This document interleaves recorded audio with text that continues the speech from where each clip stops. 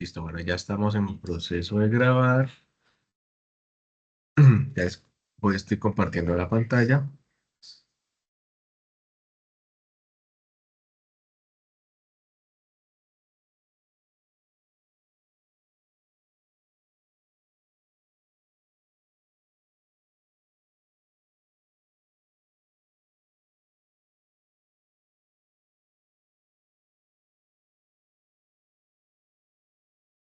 Listo, listo, ya ahí están viendo mi pantalla, ¿cierto? Sí, señor. Bueno, entonces, listo. Bueno, entonces, bueno, la clase que vimos hace 8 días, el 5 de agosto, estaba asociada a la competencia 220-10-16, que realmente es la única competencia que vamos a ver durante este trimestre. La 2016 tiene la actividad de aprendizaje 1 y evidencia 02, que fue la que vimos hace 8 días, sobre el informe técnico y la selección de materiales y herramientas empleadas para el proceso de fabricación del prototipado. Entonces, aquí coloqué una descripción de lo que les compartí en el correo. Entonces, en esta clase se presenta el material de apoyo para el desarrollo de la competencia enfocada en la selección de materiales y herramientas empleadas en la fabricación de un prototipo electrónico. Se explican los criterios de la clasificación de componentes y herramientas según su naturaleza, pasivos, activos, electromecánicos, su función en el circuito, en el uso de procesos, ensamble manual, automático, inspección. Su finalidad. También se aborda la identificación y descripción de los componentes, la categorización de la herramienta de la fabricación, medición y protección, lo que vimos de los componentes, sí, de activos, pasivos, que los elementos de protección, la verificación y la funcionalidad para garantizar un prototipo operativo y de calidad. Bueno, listo. Eh, y, y hoy vamos a ver, de acuerdo a esa actividad de aprendizaje 1, la evidencia CO3, que sería ya la tercera actividad de aprendizaje 1 de esta competencia, porque ya en la próxima clase empezaríamos a ver la actividad de aprendizaje 2. Esto que es un tema de un diseño de un chasis, el diseño de la fuente, el chasis de la fuente. ¿Listo? De lo que vamos a ver en la próxima clase, el diseño en 2D y en 3D de la fabricación pues, de ese chasis. Entonces, bueno, hoy vamos a ver un cuestionario de preguntas relacionadas con criterios de selección de materiales y técnicas de prototipo mecanizado aplicadas al proceso de fabricación. O sea, básicamente esa actividad de aprendizaje uno está relacionada a todo el proceso de fabricación y prototipo mecánico, ¿ok? Entonces, por eso estamos viendo todos estos temas asociados pues a selección y fabricación de materiales. Entonces vamos a ver entonces la actividad número 3, perdón, la evidencia número 3, que es esta que está acá.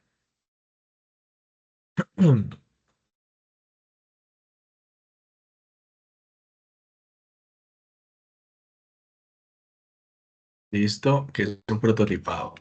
Entonces, esta sería la lista de verificación del informe que está ahí en la evidencia 03.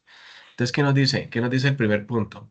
Dice, ¿por qué es importante? Es básicamente asociadas son las preguntas que nos están indicando sobre el tema del informe. Entonces, voy a leer estas 9 preguntas y pues obviamente pues para dar respuesta a esas preguntas, pues ahí traje un material para que lo visualicemos ahora y veamos o entendamos un poco el, el, el tema del concepto de la pregunta que nos hacen ahí.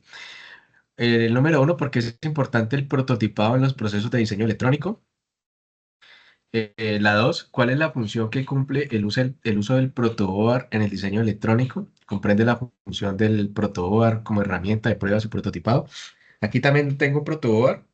En caso de que de pronto tengamos alguna duda o inquietud, pues proyecto ahí la pantalla para que lo miremos, ¿vale? En caso de que tengamos alguna duda. Explique cómo la simulación electrónica ayuda en el proceso de prototipado. ¿Cuáles son las técnicas y herramientas de prototipado electrónico más empleadas? La punto 4. La 5. ¿Cuáles son los materiales más utilizados en la fabricación de placas de bases de circuitos impresos? La 6. ¿Cómo se clasifican los componentes electrónicos? La 7, ¿para qué se utilizan los control numérico computarizado? En este caso los CNC. Comprende la función que desempeñan. La 8, ¿qué es un sistema embebido? ¿Y cuál es la utilidad en el prototipado electrónico? Y la 9, ¿cómo se clasifican los circuitos integrados? Clasifica los circuitos integrados a partir de la función que se realiza. ¿Ok? Bueno, iniciando pues, esa es la primera pregunta.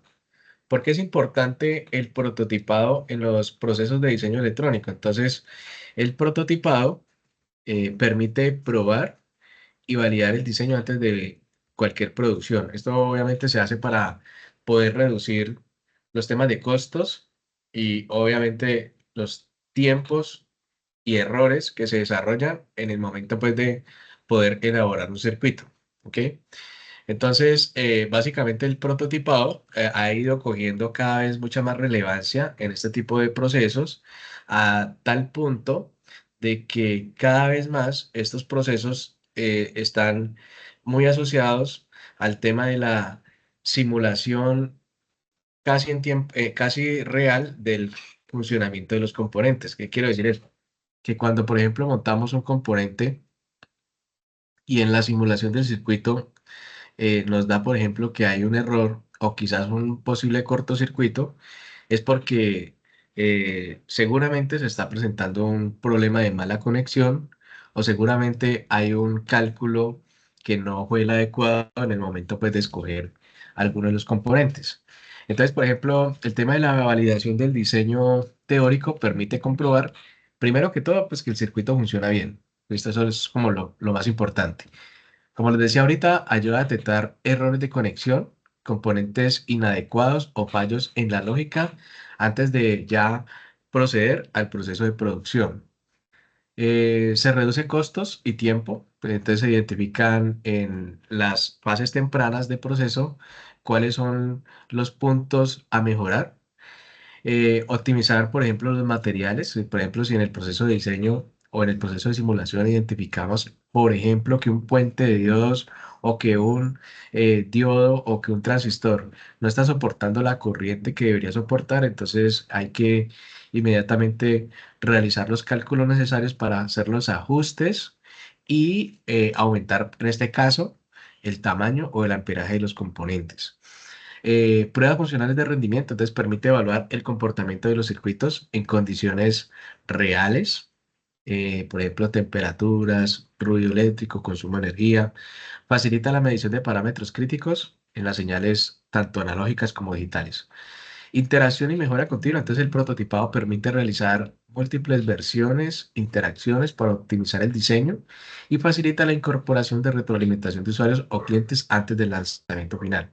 Finalmente, por último, pues cumple las normativas. En este caso, pues, si estamos hablando de las normativas de diseño de circuitos impresos, entonces se cumplen a cabalidad pues las normas IPCI. Por ejemplo, hay programas de diseño que en el momento que ya tú generas el PCB, él te da unas alarmas, unas alertas. Entonces, cuando uno le da doble check o doble clic a a esa alerta o a esa alarma, inmediatamente lo que nos dice es que hay una configuración que no se está teniendo en cuenta o que alguna proceso de ruteo o dimensionalidad de componentes está vulnerando la norma o no está cumpliendo la norma a cabalidad. Entonces te permite de alguna manera revisar y tomar pues las acciones de mejora para prevenir que se presente algún daño o que vayamos en contra pues del tema de la normativa. ¿Ok? Protoboard en el diseño electrónico. Entonces, el protoboard es una herramienta de diseño electrónico, especialmente pues en las etapas del prototipado. Su función principal es la de permitir el montaje rápido y reversible de circuitos impresos electrónicos sin soldadura, lo que agiliza las pruebas y el ajuste de diseño de circuitos. Entonces, las funciones claves principales, por ejemplo, montajes temporales sin soldadura, prueba de validación rápida, flexibilidad para modificar, aprendizaje y educación, integración por módulo con módulos y microcontroladores. Entonces, obviamente un protoboard, como no se puede realizar procesos de soldadura porque son conexiones internas entre pines, pues tiene algunas situaciones como observación. ¿Cuáles son ellas? Que son susceptibles, por ejemplo, a ruidos o a capacitancias parásitas, lo que podría generar en lecturas o mediciones erradas, ¿sí? Hay que tener en cuenta eso. También el tema es importante tener en cuenta que el voltaje con el cual pues, se trabaja en un protoboard se debería trabajar al menos por debajo de los 30 voltios, ¿sí? Pues, digamos, un voltaje mayor podría implicar posibilidades de arco o de chispa, pues para estos componentes, ya que ellos son, de alguna manera se podría entender que son frágiles a este tipo de situaciones o a los entornos reales. ¿Cuáles son los entornos reales? Por ejemplo, situaciones asociadas a interferencias, resistencias, vibraciones, temperaturas. Entonces hay situaciones que hay que tener en cuenta, donde el protoboard pues tampoco no sería una herramienta de uso industrial. Y pues en el tema del tamaño, pues hay que tener en cuenta cuando el circuito ya es muy grande, pues se podría presentar para dificultades en el proceso de fabricación, de montaje, ¿cierto? Entonces, venga, les comparto un momentico pantalla para aprovechar que tengo el, el- yo lo tengo acá, un segundito, y lo vemos acá, y si tienen alguna duda, pues lo vamos a revisar.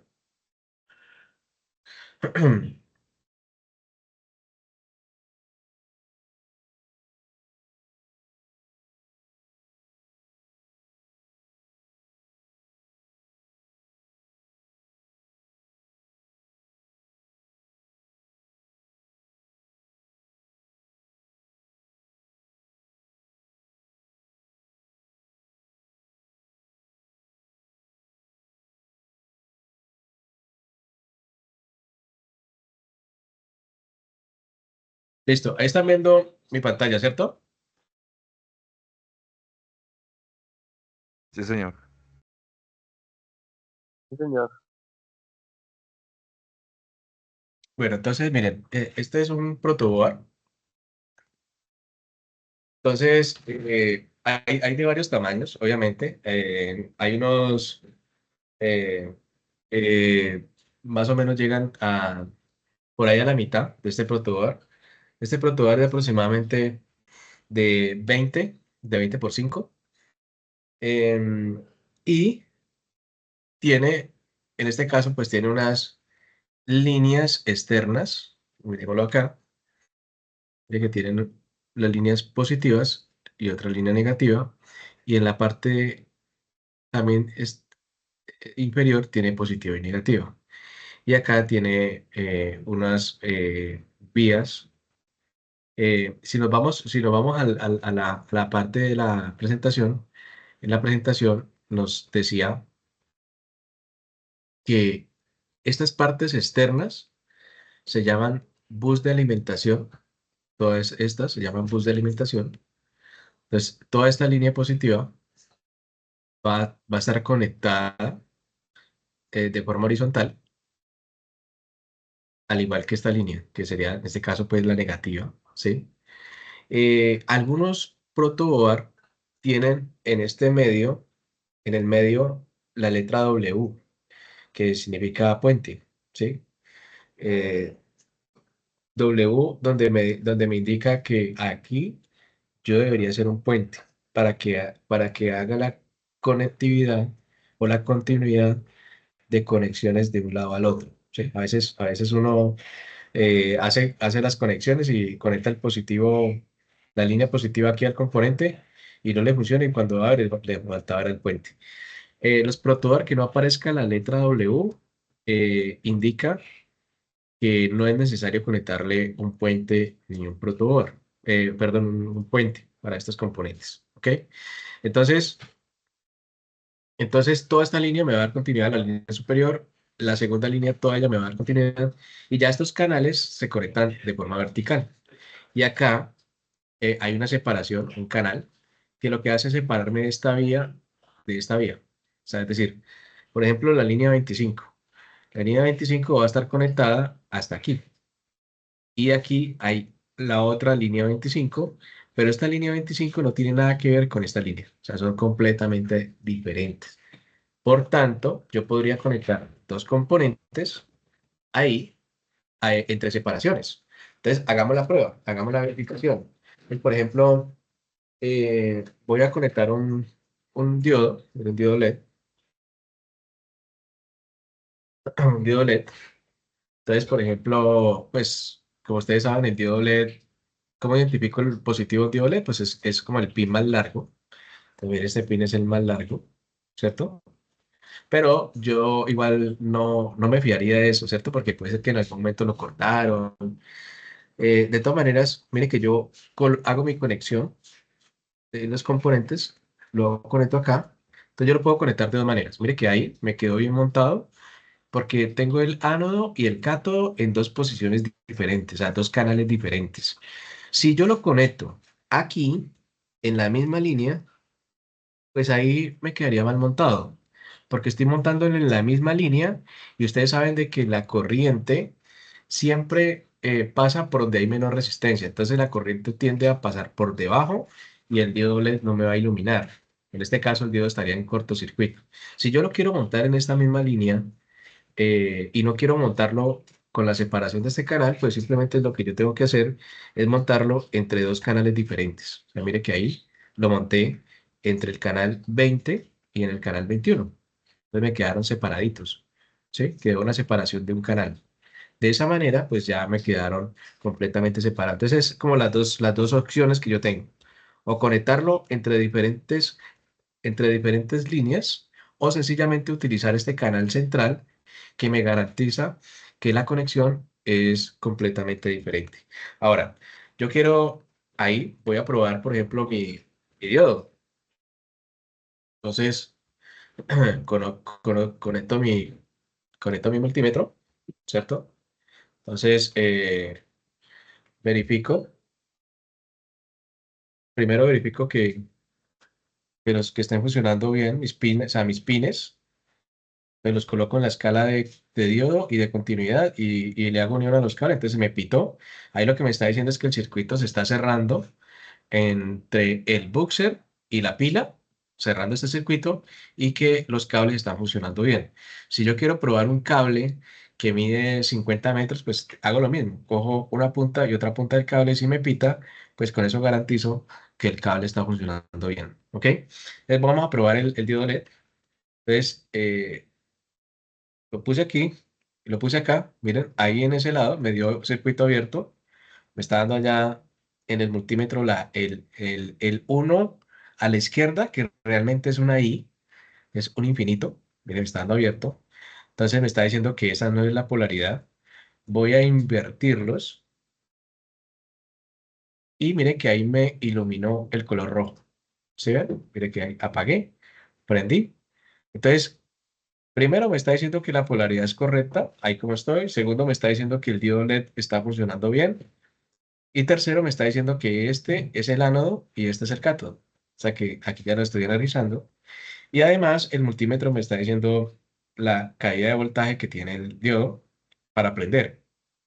Ahí sería 1715 milivoltios. Entonces, me estaría diciendo que él encendería con 1,7 voltios. Es el voltaje mínimo que él requiere para que prenda. Eso es lo que me está diciendo esa medición. ¿Ok? Ahora, ¿qué pasaría si yo conecto esto así, como los teníamos ahorita? Entonces, miren, me está diciendo que hay un cortocircuito. Y mire que la corriente no pasa por el diodo. Acuérdense que la corriente, como dicen por ahí en algunos lugares, que la corriente es perezosa, ¿no? Entonces, que la corriente no fluye por donde hay resistividad o donde hay que hacer una carga, sino que se va por el camino más fácil. Obviamente, si ya no tiene más por donde caminar, pues tiene que irse por donde tiene que hacer la carga. Pero como aquí le estoy dando dos opciones, aquí le estoy diciendo o se va por el diodo o se va por debajo.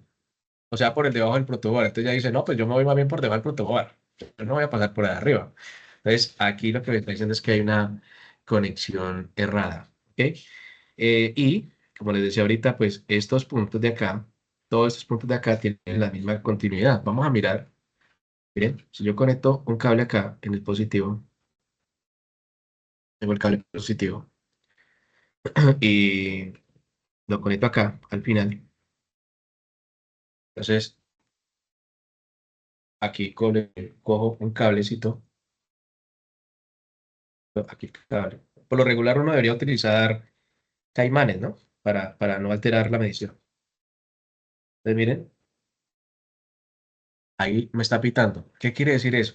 Lo que les decía ahorita, que toda esta línea hay continuidad. Vamos a ver si este protoboard requiere el puente que les decía, o sencillamente toda esta continuidad, todo es continuidad.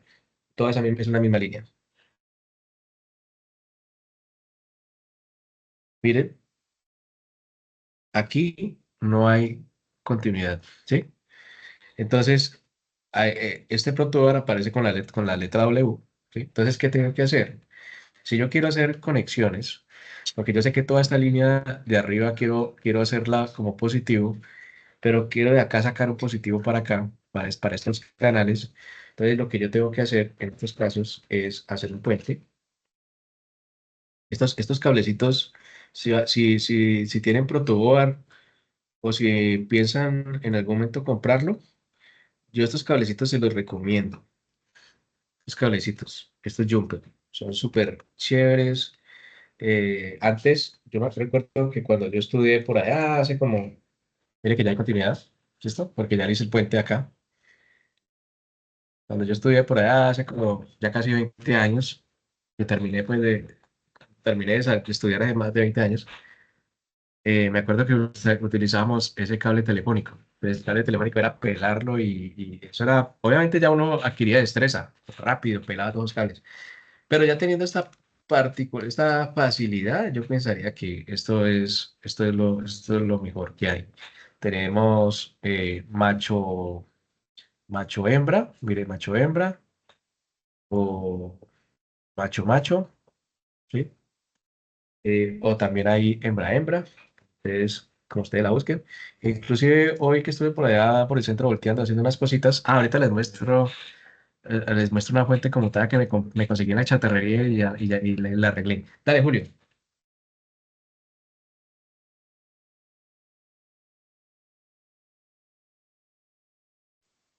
Bueno, profe, Julio, ¿esos cables los armó usted o ¿cómo? los consiguió? ¿Esos cables los armó su merced o los consiguió? No, esto se consigue. No, pero o sea, por eso les decía que para uno no estar consiguiendo ese cable telefónico, este cable, mirad que se consigue, mirad que precisamente allá, estos los he comprado, los compré en Mercado Libre, o sea, en Mercado Libre he comprado varias cositas. Vienen los 20 o 40 cables como a 7.000, 8.000 pesos de estos. Uno hace esa inversión y mira, y eso tiene uno ahí para hacer cortos, para hacer lo que usted quiera y tiene para que cacharríen. Entonces, Mercado Libre se consigue macho macho, macho hembra, como ustedes lo quieran conseguir. Y el tamaño, hay unos de 20 centímetros, hay unos de 10 centímetros y hay unos de 20 centímetros. Entonces, del tamaño que ustedes quieran, pues, para hacer las conexiones. O sea, lo digo como para temas de facilidad. Que ustedes vayan a hacer sus montajes, queda muy chévere ahí, ¿vale? Listo. Entonces, bueno, ese sería a modo general, pues, el uso del protoboard. Ellos por debajo, por lo regular, tienen como un plegable, una vega. Miren que si ya uno se le retira esto, pues los deja fijos en alguna parte, pues, para que quede trabajando para hacer algún proyecto. También se consiguen con más grandes, ¿sí? Más grandes. O, como les decía, pues más pequeñitos. Depende, pues, todo el tamaño.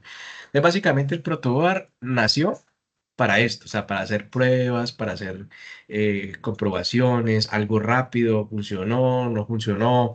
eh, si vale la pena o no vale la pena, hágalo, móntelo, quítelo, ¿sí? Es decir, para eso funciona. Pero cada vez más el simulador está desplazando esto. O sea, cada vez más yo veo que el simulador se vuelve más real. Es decir, el tema del cómo se comporta un diodo, cómo se comporta un transistor. Hay una figura del comportamiento típico de un componente de estos. Y cada vez más esos elementos o esas aplicaciones tienden a replicarlos casi tan real como si tú tuvieras montado el componente en un protoboard. Entonces, por eso cada vez más los simuladores cobran mayor relevancia, son mucho más rápidos, evitan el costo de ir a comprar un componente que no funcione. Y si ya te funcionó, en el simulador, yo creería que ya la gente no evita la prueba del protoboard, sino que si ya te funcionó en el simulador, de una vez lo que hacen es, venga, montémoslo de una vez en la tarjeta para que ya salga a producción. Entonces, cada vez más el protoboard está saliendo, digamos, de esa parte de la simulación, de las comprobaciones, y está quedando más en la educación. O sea, más el protoboard está sirviendo un poco más en el proceso, pues, de universidades, institutos, para hacer comprobaciones y pruebas de laboratorio. Pues básicamente es eso. Pero cuando recién nace el protoboard, nace con esa intención de ser el prototipo número uno de las pruebas, ¿sí? Entonces, lo que está pasando con los simuladores hoy es que lo está desplazando cada vez más. ¿Ok? Eh, listo, voy a dejar de compartir acá y comparto acá para que sigamos viendo aquí la presentación. Bueno, entonces, ya lo vimos, que es el tema pues, del protocolo, lo que decía. Entonces, por lo regular, entonces una de las partes externas que viene acá, aquí ya conecta la fuente de voltaje.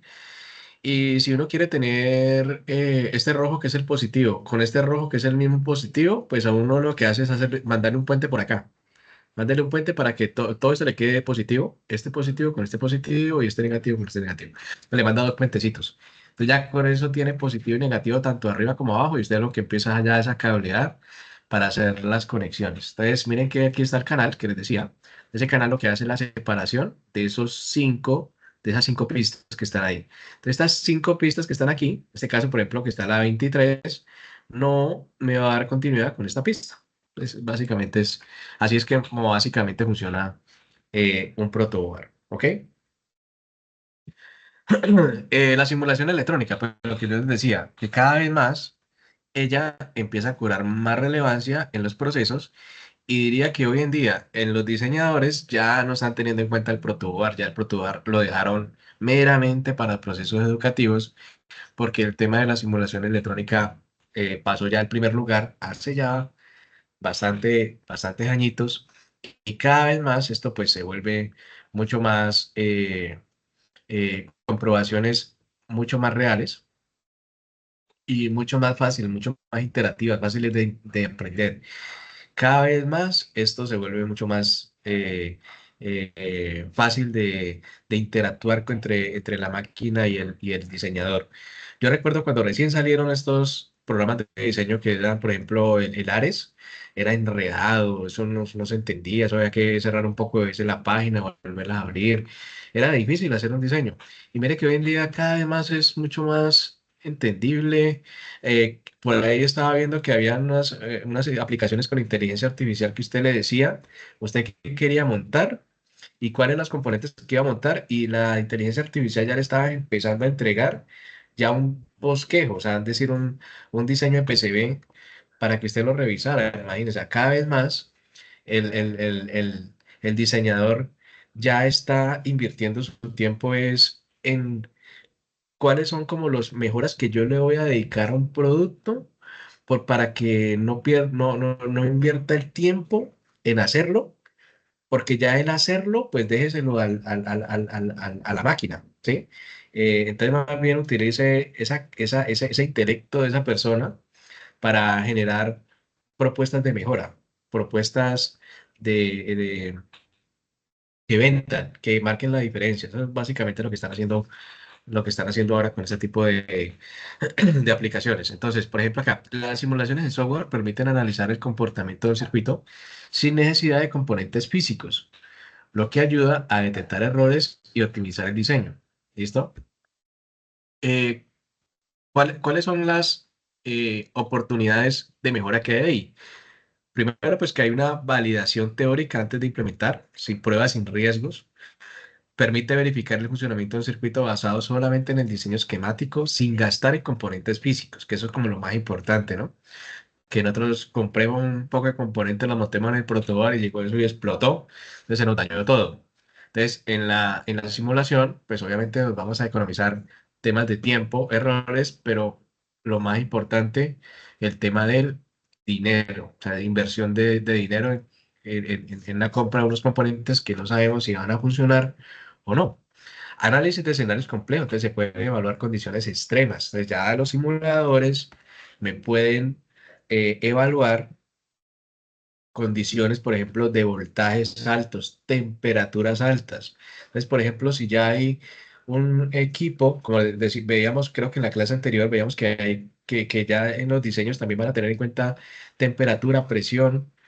Entonces, si van a hacer, por ejemplo, componentes que van a utilizar, por ejemplo, en lugares donde hay mucho salitre, mucha salinidad, entonces esos componentes van a estar diseñados o elaborados previamente para cumplir esas condiciones físicas de temperatura extrema que van a estar utilizando, diferentes a un equipo electrónico que se vaya a utilizar, por ejemplo, en un laboratorio, que va a estar a 20 grados centígrados, mejor dicho, no hay riesgo de nada. Entonces, dependiendo el tipo eh, de situación o fenómeno físico que el componente vaya a estar interactuando con el medio ambiente, asimismo, hay simuladores que te llevan esas condiciones a esos tipos de un prototipo real de simulación. Detección temprana de error, entonces errores en conexiones o lógica, herramientas de Proteus, Multisim, detectan errores de cortocircuito, polarizaciones incorrectas, incompatibilidad. Entonces, por ejemplo, a veces pasa que montamos un circuito y el protoboard se nos cierra, el Proteus se cierra o no nos deja simular. Pero ¿por qué? ¿Qué pasó? Y entonces, en estos días me pasaba que tenía un circuito y no me daba y me daba unos errores que no entendía qué me decía. Entonces utilicé la IA, le mandé esos errores. Le dije, ¿esto qué significa? ¿Qué me está diciendo ahí? Porque no entiendo. Entonces me decía, no, lo que pasa es que hay una configuración de tal, tal, tal, con un componente. Mira a ver si fue que se te dañó. Entonces, efectivamente, es que el cortocircuito hizo que el componente se dañara. Entonces, me tocó literalmente quitarlo y volver a poner otro porque previamente había un cortocircuito y que se dañó y no me lo dejaba simular.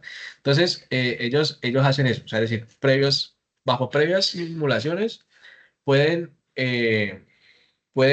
mostrarle al usuario lo que sucedió. En este caso, puede ser un cortocircuito que dañó el componente. Optimización de parámetros, es ajuste fino de valores, cambio de valores componentes, resistencias, capacitores en segundos para optimizar la respuesta a la frecuencia, consumo en tiempo real y obviamente, pues poder utilizar, en este caso, por ejemplo, osciloscopios o herramientas pues, de medición, de instrumentación para poder ver la interacción de estos componentes. Reducción de costos, que para mí es uno de los puntos indudablemente más importantes que llegó a desplazar completamente la simulación y es cada prototipo físico implica tiempo y dinero. Entonces la simulación reduce la cantidad de dinero invertido. ¿Ok? Obviamente no es en un circuito de simulación, no es bajo, es alto. El control numérico computarizado. Entonces, ¿qué es el control numérico computarizado o CNC? Entonces, es una máquina que tiene mínimo tres ejes, los ejes X, Y, Z. Entonces, esos ejes por lo regular son movidos por motores paso a paso. Entonces, los motores giran de acuerdo al movimiento o el tipo de desplazamiento que nosotros vamos a requerir en el plano X, Y, Z. Entonces, por ejemplo, si nos posicionamos en un plano cartesiano y le decimos a la máquina, yo quiero posicionarme en el eje X4, Y5 y Z6. Entonces, básicamente, la máquina CNC lleva el elemento a ese lugar, o sea, ese desplazamiento. Entonces, ¿cómo hacen? Moviendo todos los motores X, Y, Z, los mueven de forma, eh, eh, de alguna manera, muy bien calibrada. Hay que calibrarle pues el paso del tornillo y hacerte todas esas configuraciones para que el desplazamiento sea muy exacto. Pues, a través de ese tipo de movimiento hace que el control numérico computarizado genere ese tipo de giros o de trazos. Entonces, ¿para qué se utilizan? Por ejemplo, se utilizan para hacer cortes, por ejemplo, en cortes en madera, cortes en cualquier tipo de material, hablando, por ejemplo, si es una fresadora, pero si, por ejemplo, yo tengo un láser, en vez de fresadora tengo un láser, pues también me puede servir para hacer el corte, pues, de varios tipos de materiales, pues, de lo que yo quiera fabricar. También yo en vez de tener una máquina de corte, puedo tener una máquina de inyectar, en este caso una inyectora para que me genere figuras. Entonces, pero todo eso va basado obviamente en el plano que les mencioné ahorita de X, Y, Z. Eso es básicamente pues lo que se hace un circuito impreso, una máquina CNC. Esto, eh, pues con mi proyecto de grado básicamente fue una máquina CNC, ¿sí? Hicimos la máquina CNC, y adicional hicimos un modelo matemático, lo hice con un compañero, un modelo matemático para poder identificar cuáles eran las variables de desplazamiento que tenía pues esa máquina. Y entonces la máquina, ¿qué las colocamos a hacer? La colocamos a hacer varias cosas. Hicimos unos cortes en madera, hicimos unos cortes en MDF, hicimos también, la colocamos a hacer diseños en PCB, de lo que usted quiera, lo que usted quiera hacer. Em, entonces, pues fue muy chévere entender y conocer ese tipo de procesos.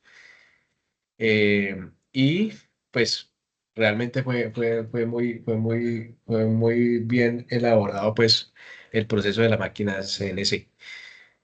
Lo hicimos básicamente con material reciclable, ¿listo? O sea, utilizamos, por ejemplo, motores paso a paso de impresoras fotocopiadoras, de las fotocopiadoras grandes, sacamos esos motores paso a paso, que conseguimos los tornillos, los mandamos a importar, eh, y pues ya una vez se hace todo el proceso mecánico y electrónico pues de todos esos componentes, ya uno lo conecta a cualquier aplicativo y ya empieza uno a empezar a medir distancias. Entonces uno le dice, desplácese, uno tiene que meterle el diámetro del tornillo y el desplazamiento entre cresta y cresta del tornillo.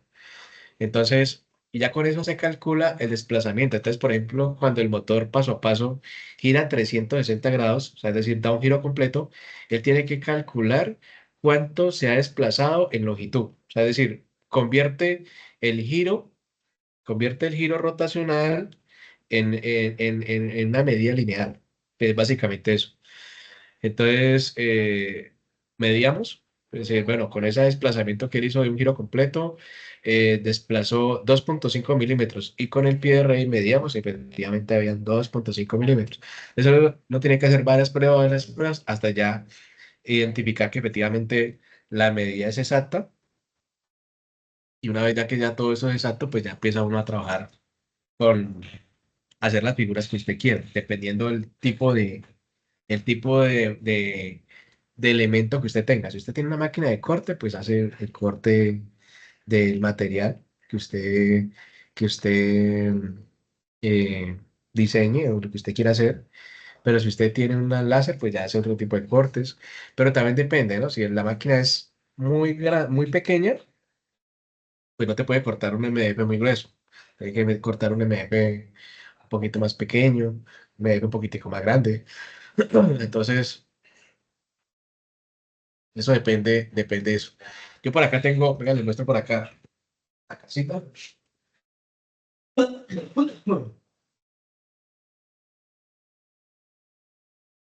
Acá les muestro venga, les muestro acá aprovechando que tengo acá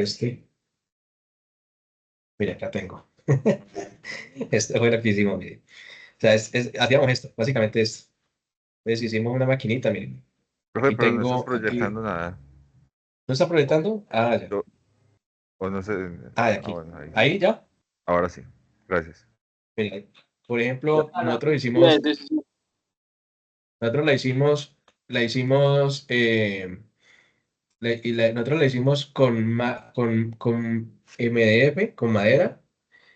Los tornillos sí los trajimos importados, los motores paso a paso. Y,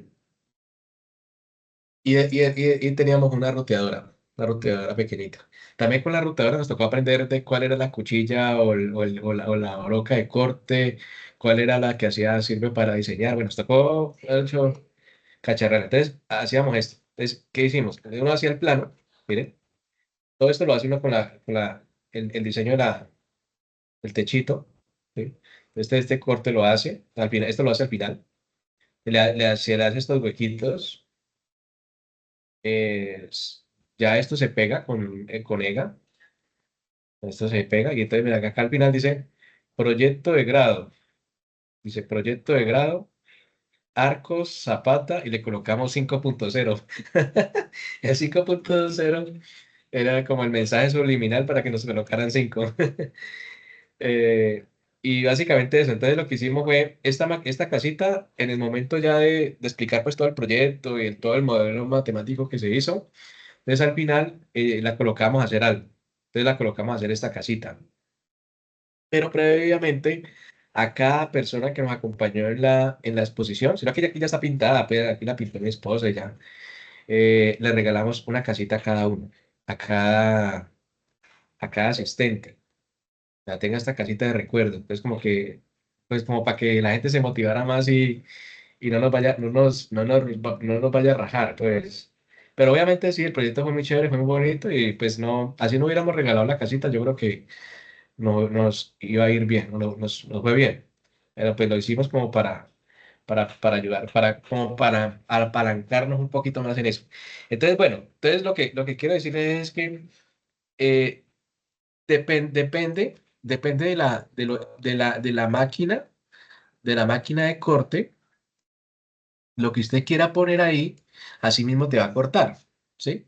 Entonces, si tú tienes una ruteadora, pues seguramente por ahí te va a alcanzar para cortar madera y ya, hasta ahí, no te va a dar más, ¿cierto? Porque pues la ruteadora no te va a cortar más. Pero si ya le quieres poner otras cosas adicionales, si ya quieres cortar láser o metal, pues hay que poner un láser. Entonces, dependiendo de lo que usted quiera. Entonces, hoy en día, ya los circuitos impresos, parte de los circuitos impresos, algunos de ellos no se elaboran a través de un proceso de fabricación industrial con ácidos, con químicos, pues como lo que uno conoce, ¿cierto? O el percloruro, bueno, cualquier otro clase de químicos, sino que algunas de esas tarjetas electrónicas se fabrican con máquinas CNC. Entonces ellos tienen que cambiar la cuchilla de corte, una es la que abre los huequitos, otra es la que hace el ruteo, y al final la otra es la que abre, realiza pues el corte final, ¿sí? Con esto, pues se evita la utilización de procesos químicos, ¿sí? Como lo que les decía ahorita. Todo esto pues, se hace en orificios, se taladran el through hole o las vías, pues todo eso se hace pues con toda la máquina CNC. Se recorta. Y inclusive hoy en día también en las carcasas, las cubiertas plásticas, todo eso se están haciendo también. Los disipadores, todo lo que usted quiera hacer, también se hacen con máquinas CNC. ¿Cuál es el problema de una máquina CNC? La producción en serie, ¿sí? Porque si usted quiere hacer 100 tarjetas en 10 minutos, es imposible, ¿cierto? Porque pues, tendrías que tener muchas máquinas al mismo tiempo trabajando en una sola.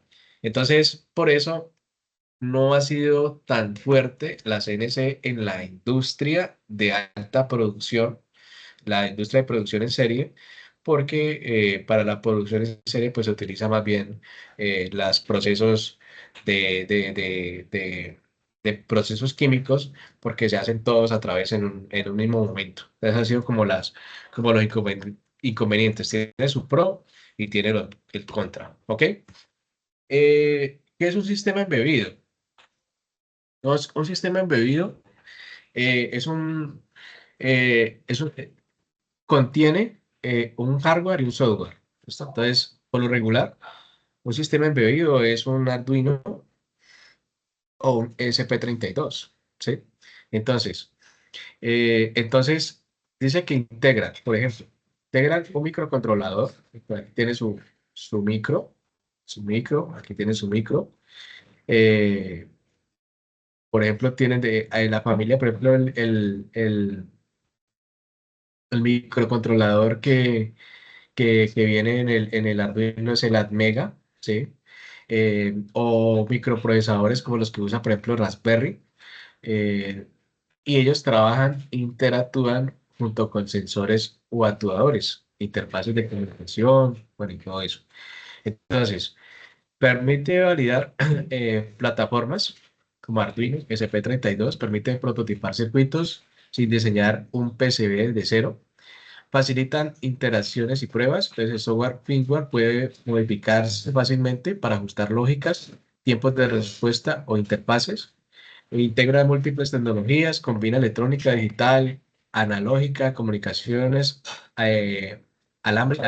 comunicación alámbrica, Wi-Fi, reducen costos y tiempos y simulaciones en condiciones reales.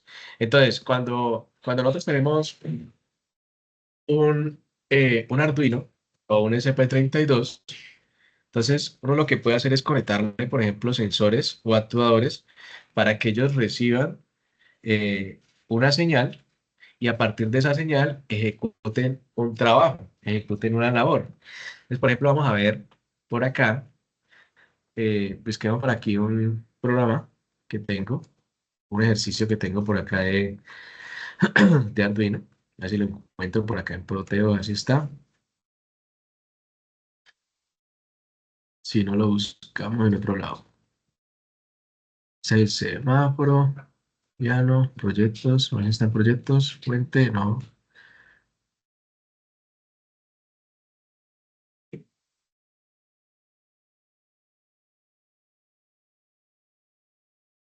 Aquí está.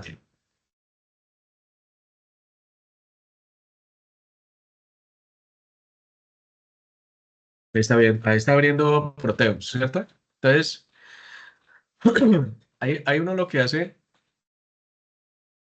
aquí tenemos un Arduino, ¿cierto? Entonces, el Arduino tiene su Atmega, el Atmega 328. Entonces, eh, miren, cuando yo le doy doble clic acá, cuando yo le doy doble clic, aquí está cargado una dirección de correo electrónico. Una dirección no, una dirección de correo no, un enlace, ¿cierto? Entonces, ese enlace es donde está el programa. Entonces, lo que yo hago es cargar ese programa ahí. Eso es lo que hago yo ahí. Cargo. ¿Qué programa cargué aquí? Este. Entonces, mire cómo funciona a grosso modo un Arduino, que también funciona igual a un SP32. Es como es la misma configuración. Mire que acá está. En la parte de arriba, yo le digo a él, eh, les estoy declarando las variables del cristal líquido. O sea, es decir, ¿cuál es el cristal líquido de esta pantalla que está acá? ¿Sí? El LCD. Declaro unas variables contador, una variable botón, eh, pin izquierdo, que sea el número 13, el pin derecho, el 12. Entonces, le estoy diciendo que el pin derecho va a ser el 13 y el pin izquierdo el 13 y el pin derecho el 12. Entonces, cuando yo me voy para acá, mire que acá está, mire si lo ven, el 13 lo conecto porque le estoy declarando ya que el 13 va a ser un pin y el 12 va a ser un pin. Pero ¿qué van a hacer? ¿Qué van a hacer ellos? Van a hacer pines. Acá les estoy diciendo que el pin izquierdo y el pin derecho sean salidas, sean output. O sea, que salgan por ahí un pulso. ¿Sí?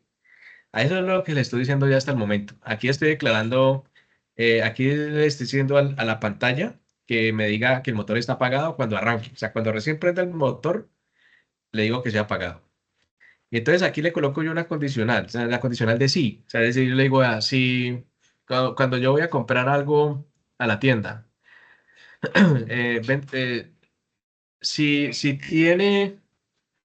si tiene una libra de carne, me vende una libra de me vende cebolla y tomate. Pero si no tiene, entonces no me venda. Entonces yo le estoy diciéndole al vendedor una condición de sí, hay esto, ejecute lo otro. Pero si no hay eso, no haga nada, o sea, no me dé nada. Entonces aquí le estoy diciendo esto. Mire, aquí lo que le digo es que sí, sí, si el botón, eh, si el botón es low, o sea, si lo presiono, low es bajo. ¿Por qué bajo? Porque mire que el botón, mire el botón, es tierra. ¿Sí lo ven? Mire, el botón es tierra. El botón es tierra. ¿Y ese botón dónde va? A bot. ¿Y bot cuál es? El 8. ¿Se acuerda que habíamos visto en estos días que yo le expliqué cómo hacer cómo darle nombres a esto? Entonces, mire, bot. Este bot es este bot.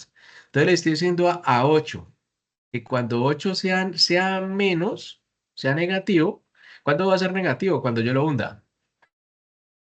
Es cuando si 8 es menos, te le digo, espere un momentico, tenga un delay, o sea, eso es como un delay como para que no haga eso, y empieza un contador más, o sea, haga un contador más uno, un contador más dos, un contador más tres, o sea, empieza a contar. Uno. Entonces, cuando el contador sea mayor a 2, otra vez contador sea cero. Es como una forma de llevar el contador. Contador sea mayor a 2, cero. Entonces, ahora, ¿qué va a pasar cuando el contador sea uno? Porque cuando el contador aumenta, cuando sea un lot, él va a ser uno. Pero cuando vuelve y oprime, va a ser 2. Cuando oprime, va a ser otra vez cero. ¿Qué pasa cuando es cero? Cuando es uno y cuando es 2. Entonces, cuando es uno, yo le digo a izquierdo que sean menos y a derecho que sean más. ¿Sí? O sea, le estoy diciendo, salga un menos y salga un más. Ese más que sale es 5 voltios y ese menos es cero. O sea que cuando contador es 1, por acá va a salir ¿en izquierdo cuál es? El 13. Entonces el 13 va a ser menos y el 12 va a ser más. Es izquierdo menos y por acá más. Entonces esto es un puente H. Cuando entra un menos y un más, entonces él va a girar el motor a la derecha, así. Es básicamente eso. Y cuando sea 2, pues que invierta, ¿no? Que sea el de la izquierda sea positivo y el de la derecha sea negativo. Y cuando vuelva a cero, porque aquí le estoy obligando a que cuando sea mayor a 2 sea cero, cuando sea cero, que sea todo cero y que me diga apagado el display. Y acá el display que me diga izquierda y acá el display que me diga derecha. Eso es lo que le estoy diciendo. Entonces, mire que eh, en el Arduino le estoy diciendo que cuando le entre un negativo a bot, él haga cambios. Él haga cambios. Que esto sea más menos, o esto sea menos más, o que esto sea cero cero. Menos más no, cero, negativo y más, eh, positivo y menos, positivo y negativo, o negativo y negativo. Eso es lo que le estoy diciendo a él. Entonces, vamos a darle play aquí, miren, y motor apagado. Entonces, voy a darle aquí una vez, mire, giró a la derecha y está girando a la derecha, dice. Entonces, ¿por qué? Porque le estoy sacando un positivo por acá.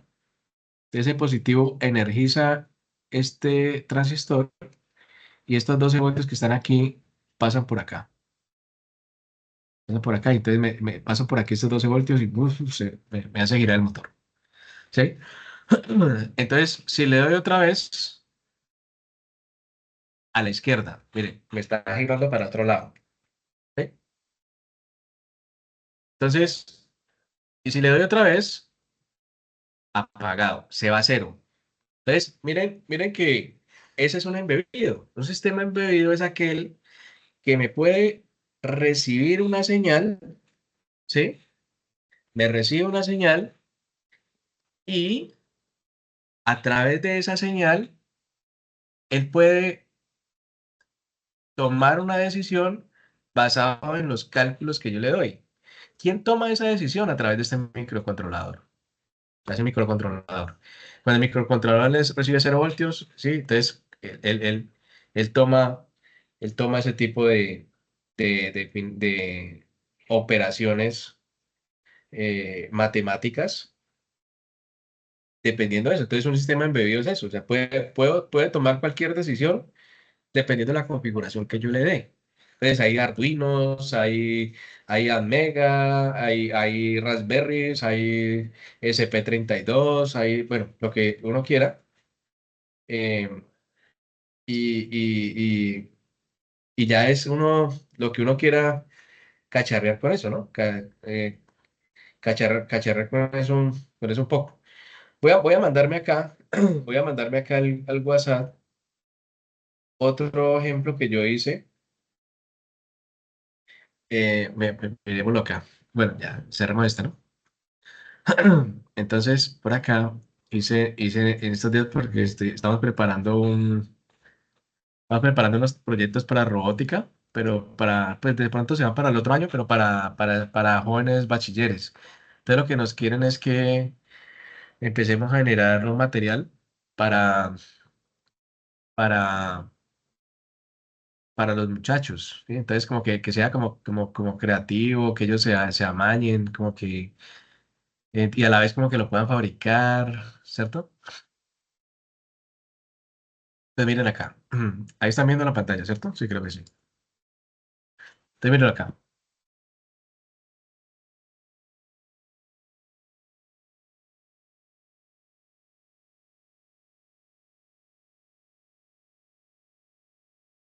¿Ya pillaron? Miren.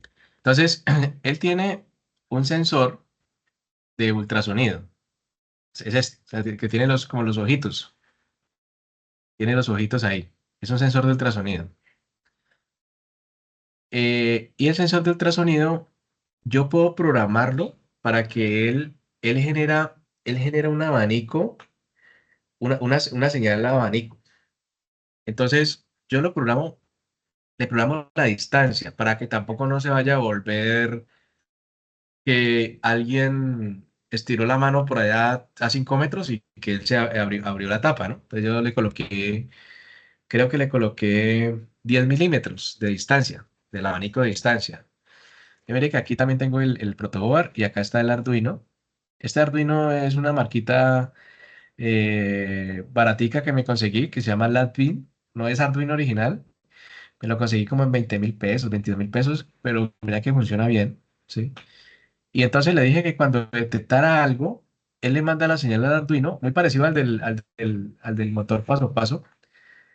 Detecte, detecta que hay una señal y entonces lo que hace es abra la tapa. Entonces, esto podría generar muchas ideas para lo que usted quiera. Entonces, por ejemplo, usted quiere tener eh, una basura inteligente, que cada vez que alguien vaya a botar una basura, la tapa abre y usted lo bota y ya sale ahí. O usted quiere meterle más, enredarse más y quiere meterle a esto que se vuelva más inteligente y que reconozca qué, qué, qué tipo de, qué tipo de residuo vamos a botar.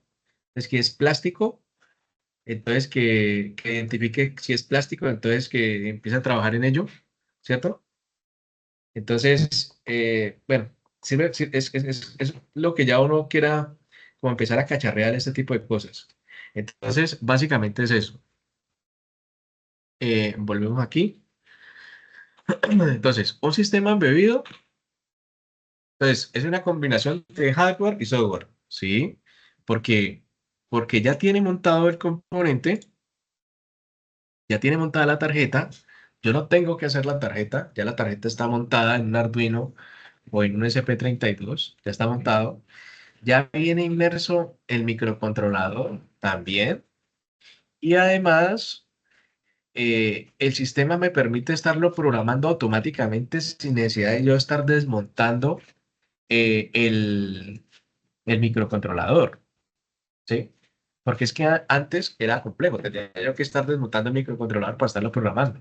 No, ya me permite todo ahí mismo y entonces de una vez móntele el protoboard y haga la prueba. Entonces, el sistema embebido me permite ya una altas facilidad pues para todo ese tipo de cosas, me permite pues eso. Y entonces es súper, súper, súper chévere pues la facilidad que me da. No sé si ustedes me esperan 20 segunditos y les traigo un grabador de PIS cuando yo, pues cuando vi clases que cómo nos tocaba a nosotros, para contarles cómo, o sea, como para uno entender la diferencia de hoy a cómo era antes, ¿sí?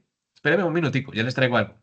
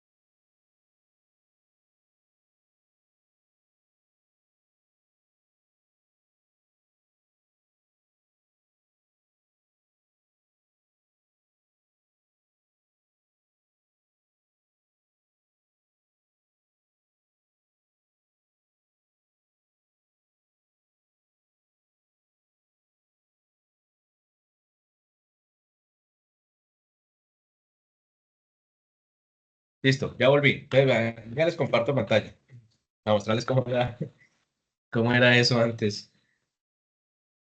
Realmente las facilidades que hay hoy en día con el tema del sistema embebido, pues es muy chévere, muy bacano, mucho más interactivo. Entonces, miren, es así de ver. Este, está viendo mi Profe, pantalla, no ¿cierto? estás Ah, no, proyectando. No estás mostrando la cámara. ahí, ahí ya, No, todavía no.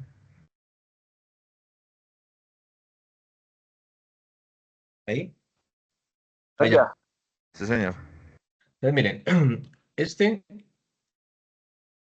este es el grabador de Pix, ¿sí? El grabador de Pix. Y este era el visualizador donde uno hacía o sea, es decir, aquí hacía el proceso de grabado y aquí hacía el proceso de borrado, o sea, borrado, grabado, y de una vez aquí miraba si había quedado bien grabado. O sea, es decir, él me salía la pantalla, salía bien grabado y yo aquí podía interactuar a ver si me quedó bien o no, ¿sí? Entonces, yo, yo tenía montado aquí algo, aquí mis componentes. Entonces, hagan cuenta que este es el Arduino de esa época, hace 20 años. Entonces, yo cogía mi microcontrolador y o sea, lo llevaba acá, lo metía aquí, lo aseguraba, ¿sí? Sí, lo aseguraba. Aquí le conectaba el computador y entonces el computador aparecía acá cuando yo empezaba a borrarlo. O sea, yo cogía el microcontrolador, lo borraba, borraba. Le agregaba el programa, el programa que yo tenía, el que le mostré ahorita. Ese programa entraba acá a este microcontrolador y ese microcontrolador se lo mandaba al microcontrolador que yo tenía aquí. El primero lo tenía que borrar, ¿no? Después de que ya lo borrara, ahí ya lo metí aquí el microcontrolador. Cuando ya grababa mi microcontrolador, pues ya lo que hacía yo lo quitaba, sacaba y me lo llevaba para acá, para la tarjeta, y aquí empezaba a hacer el montaje que yo tenía, eh, montarle una resistencia, montarle pues para que esto funcionara, alimentarlo con voltaje, y después ya le montaba los sensores. Entonces, yo no podía borrarlo acá al microcontrolador, necesitaba una herramienta para poderlo borrar. O sea, lo borraba, que llaman con borrado en memoria de PROM, que era un borrado eléctrico. Y entonces, pues como ustedes ven, era un proceso quite y ponga, vuelve y ponga, ¿no? Que quedó mal grabado, otra vez, vuelve y póngalo acá, vuelve y conecte, otra vez, ya, devuelvas otra vez. Entonces, miren todo lo complejo que era. Tenía uno que tener dos cosas de estos, imagínense, cada cosa de estos en ese tiempo era un platal, porque esto ya lo venían hecho. Tengo que comprar esto para empezar a trabajar. Pues uno recién aprendiendo le tocaba a uno invertir, ¿no? Ah, compré eso. Y eso que a veces de tanto desmontar y montar de tanto montar y desmontar el microcontrolador, se te terminaba dañando el microcontrolador. Entonces, el microcontrolador que usábamos en ese tiempo era el PID, mira, muestro acá, PID 16F 877. Mire, no, creo que era de 40, de 29, ¿cuánto era? De la microchip, era este. Este era el que utilizábamos. Yo no me acuerdo cuánto costaba, pero yo me imagino que eso era costoso. Y ya a partir de ahí, pues ya fueron apareciendo, ya apareció Raspberry, ya aparecieron otras cosas, hasta que apareció ya Arduino. Y entonces Arduino, pues tiene esa facilidad y esa particularidad, que yo ya no necesito comprarme un borrador de microcontrolador, yo no necesito comprarme el grabador, yo no necesito hacer el circuito para que esto funcione. Ya mire que ya viene impreso todo. Entonces ahí dice ya viene el hardware, ¿cierto? Y ya viene el software porque Arduino trabaja en la plataforma de Arduino. Tiene una plataforma propia, que es gratuita. Entonces, solamente de aquí lo conecto al computador y ya yo lo puedo borrar las veces que yo quiera y lo puedo grabar las veces que yo quiera y eso no falla. Entonces ya no tengo que tener grabadores de pi, borradores de pi, ya no tengo que tener nada de esto. En una sola tarjeta hago todo. Y ya simplemente lo que hago es declarar las salidas o las entradas. Ahí como dijimos ahorita, declaramos una entrada que era el pin cero para que tuviera salidas y ya.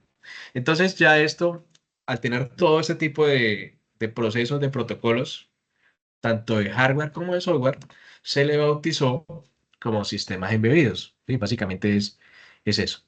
Y ahí en ese proceso ahorita ya salió esto, que es la SP32, que yo diría que es como la evolución del Arduino. ¿Sí? Para los que quieran comprar y que quieran empezar a cacharrearle a esto, yo les recomendaría más bien comprar el SP32.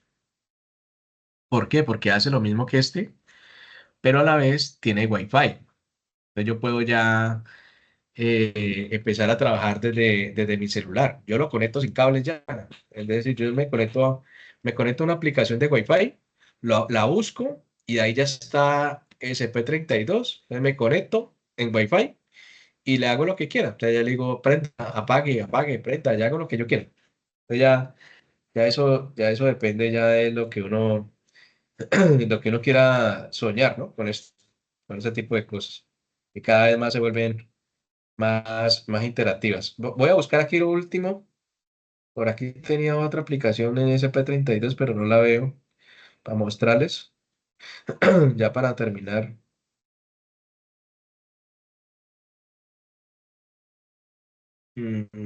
No la veo. Pero le damos una última buscadita a ver si.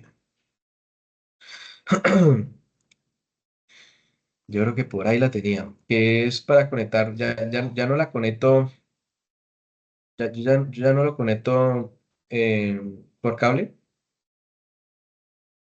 sino que yo ya lo llevo, a ver, vemos por acá.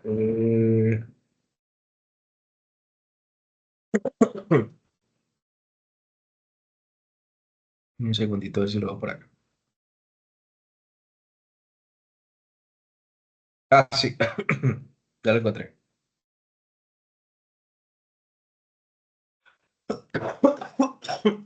Mire, este es con SP32.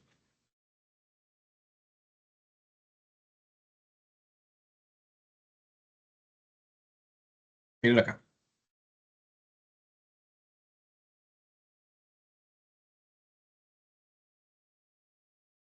Ahí lo conecté desde el, o sea, tengo el SP32, Wi-Fi o Bluetooth, no me acuerdo, porque él tiene también Wi-Fi y Bluetooth. Entonces yo puedo hacer una interfaz gráfica desde mi celular y entonces yo le conecto diodo 1, diodo 3, lo que usted quiera, o lo que usted quiera, lo que usted quiera hacer ahí. Y entonces desde la conexión le estoy diciendo prender o apagar bombillos, sin cables. Mire que no tengo cables con el...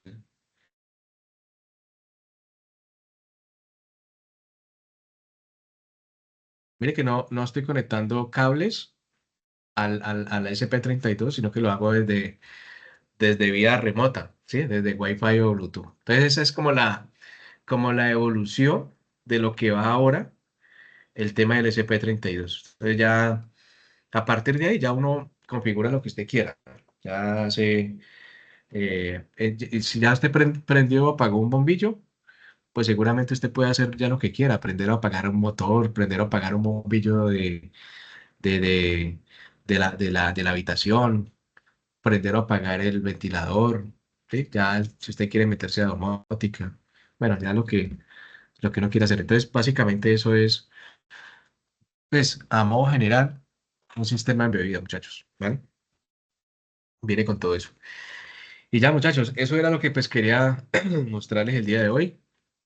Esas preguntas, unas 7 o 8 preguntas que vienen ahí para que eh, nos vamos, para que puedan desarrollar la respuesta a esas preguntas y pues ojalá pues puedan ir resolviendo esas evidencias para que no se les vayan acumulando, las vayan eh, llevando ojalá al día, pues, ¿sí? Como les decía, pues hay una situación compleja con el grupo uno que no sé cómo va en estos momentos, pero están un poquito enredados porque tienen un poco de evidencias, no solamente del trimestre anterior, sino, según lo que entendí, que tienen de varios trimestres en evidencias pendientes, de inglés, bueno, de todas las materias. Entonces, pues la única manera de uno darse cuenta de qué está pendiente o qué no está pendiente es uno llevar eso como a día, llévenlo como al día, como estar muy atentos de ese tema de lo que está pendiente para subir, para que al final no se le vaya a acumular y se le vuelva muy complejo, ¿vale? Y pues agradecerles este espacio que se pudieron conectar y pues ahí estamos, muchachos, muchas gracias por todo. Muchas gracias, profe. Muchas gracias, una feliz noche. Profe, Igualmente a muchas gracias ustedes. por todo. Muy buena Vale, la bien. explicación y la Buenas experiencia. noches. Vale, bueno, muchas gracias, que estén muy bien, hasta Hasta luego. luego. Chao. Hasta luego. Chao.